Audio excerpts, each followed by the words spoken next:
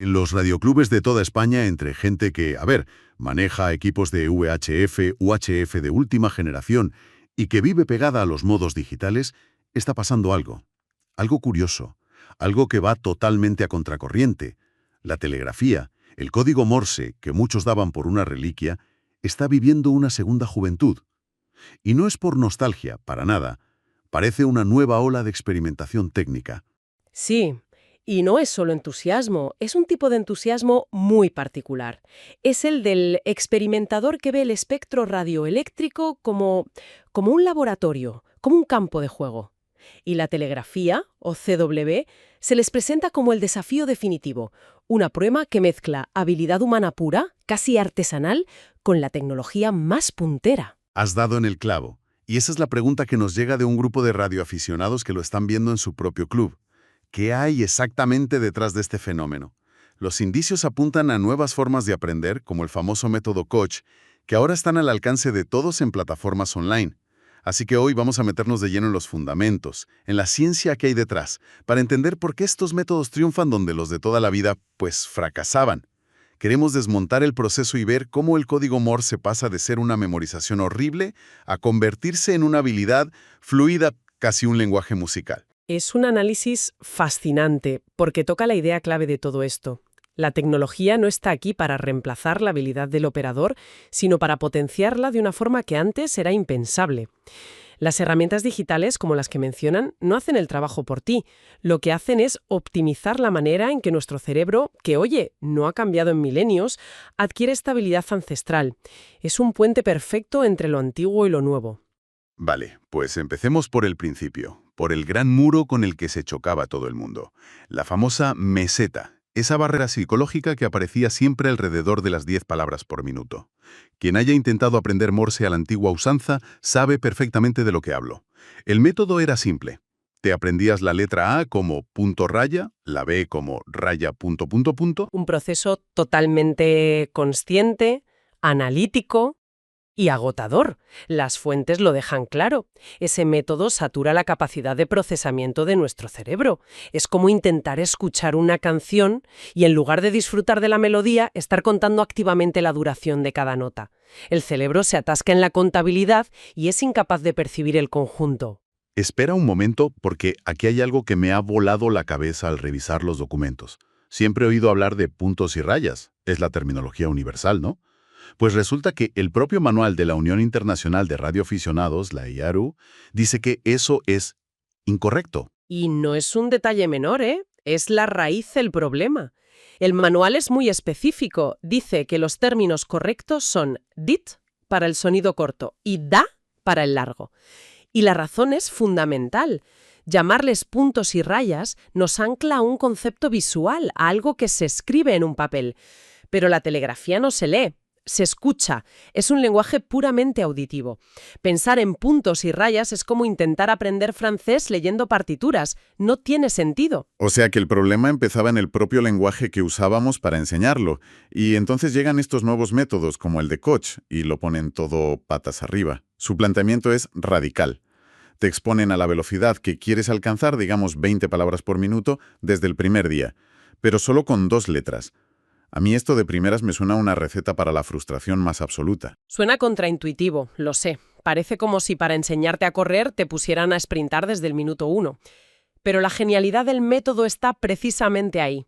Al bombardearte con caracteres a una velocidad a la que es físicamente imposible contar los dits y los das, le estás poniendo a tu cerebro una tarea imposible. No puede contar. Y como el cerebro es una máquina de buscar atajos, por pura supervivencia, abandona el método analítico y empieza a hacer otra cosa, a escuchar la melodía. La melodía. Cada letra deja de ser una fórmula matemática y se convierte en un patrón sonoro único, en una pequeña canción con su propio ritmo.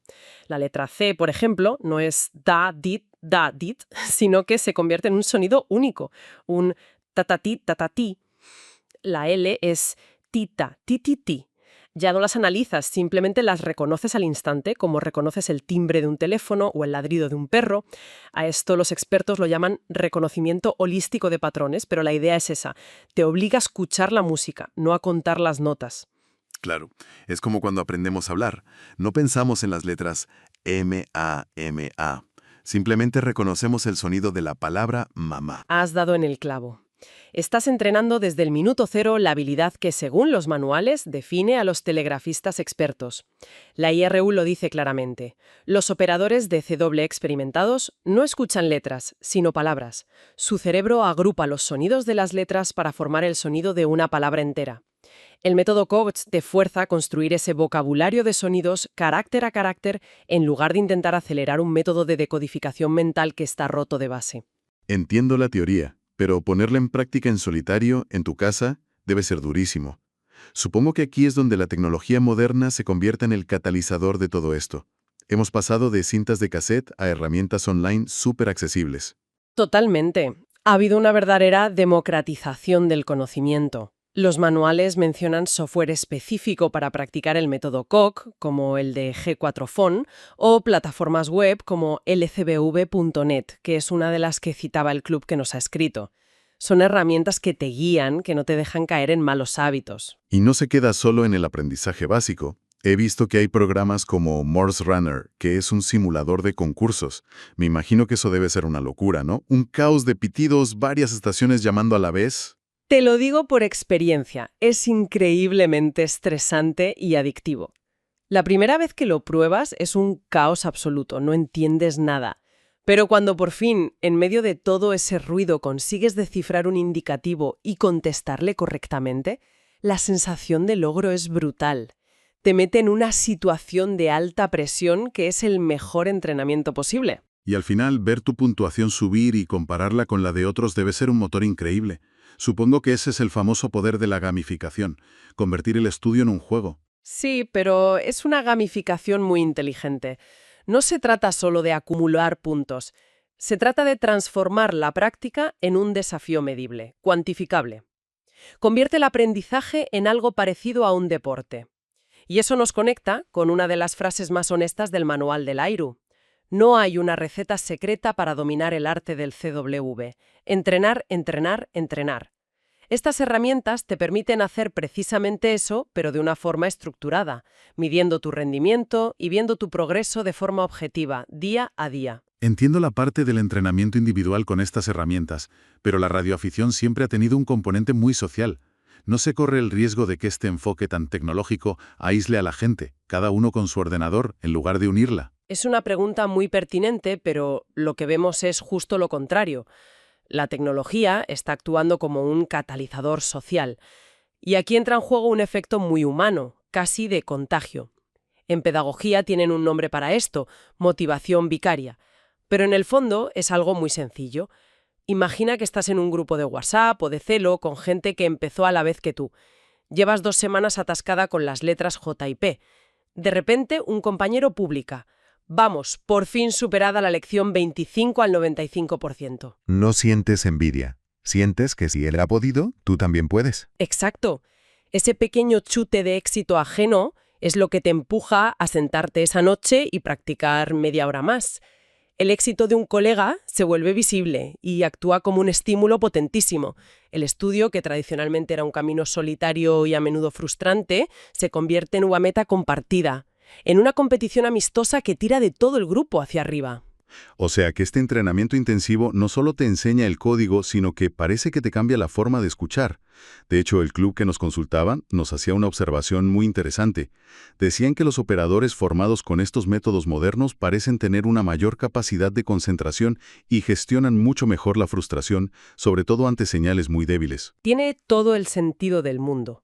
Piénsalo. El entrenamiento auditivo a alta velocidad es, en esencia, un ejercicio avanzado de extracción de patrones del ruido. Cuando practicas copiando caracteres a 20 o 25 palabras por minuto, estás forzando a tu cerebro a ser extremadamente eficiente en identificar una señal muy breve y muy específica dentro del silencio o peor aún, del ruido de fondo. Estás fortaleciendo el músculo de la atención selectiva. Me recuerda a un mito que se desmonta en uno de los libros de referencia. El VHF-UHF DX Book. Se hablaba de las orejas de Moon Bones, la gente que hacía rebotar señales en la luna. Se pensaba que solo unos pocos superdotados podían escuchar esas señales increíblemente débiles que volvían. Y el libro lo deja claro. No es un don, es una técnica. es la habilidad de mantener la concentración en un susurro apenas audible durante minutos, esperando a que una fluctuación en la señal te revele una letra. Lo que estamos viendo es que estos nuevos métodos de entrenamiento son una forma sistemática y muy eficaz de desarrollar esa técnica. Están creando una especie de resiliencia cognitiva en los operadores, la capacidad de no rendirse ante una señal difícil. Con toda esta tecnología, con software que puede hacer casi de todo, uno pensaría que el siguiente paso lógico es un programa que decodifique Morse perfectamente en cualquier condición. Pero mientras investigaba para nuestro análisis, encontré una frase en los manuales de la IRU que me dejó de piedra.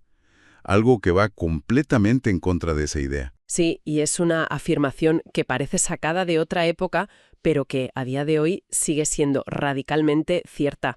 La IARU lo deja clarísimo. Afirma que, especialmente en condiciones de ruido o interferencia, y cito textualmente, nuestros oídos y cerebro son infinitamente superiores a los programas de decodificación de CW. Es una afirmación potentísima en plena era de la inteligencia artificial. Que una organización técnica diga que el hardware biológico que tenemos entre las orejas es infinitamente superior a cualquier software es increíble. Lo es. Y lo más fascinante es contrastar esa afirmación con lo que está pasando en la vanguardia de la investigación. Porque las fuentes académicas, como un estudio que encontramos en Arxiv, nos muestran que el Machine Learning está intentando replicar precisamente esa habilidad humana. Están usando redes neuronales complejas, tanto convolucionales como recurrentes, para enseñar a una máquina a hacer lo que un operador bien entrenado hace de forma intuitiva: limpiar el ruido y clasificar las señales de telegrafía. O sea, que los mayores expertos en IA del mundo están invirtiendo millones para que un ordenador aprenda a hacer algo que un radioaficionado entrenado con un método de hace décadas ya hace de forma natural. Por eso esta formación va mucho más allá de aprender un código. Lo que está haciendo es perfeccionar una de las herramientas de procesamiento de señales más sofisticadas que existen en el universo conocido: el cerebro humano. Si juntamos todas Las piezas del puzzle, la pregunta es inevitable: ¿cómo encaja esta habilidad, que parece casi artesanal, tan humana, en el día a día de un radioaficionado del siglo XXI que usa radio definida por software, modos digitales como el FT8 que lo hacen casi todos solos, y se comunica a través de satélites? encaja a la perfección si entendemos la dualidad del hobby que describe uno de los documentos que manejamos.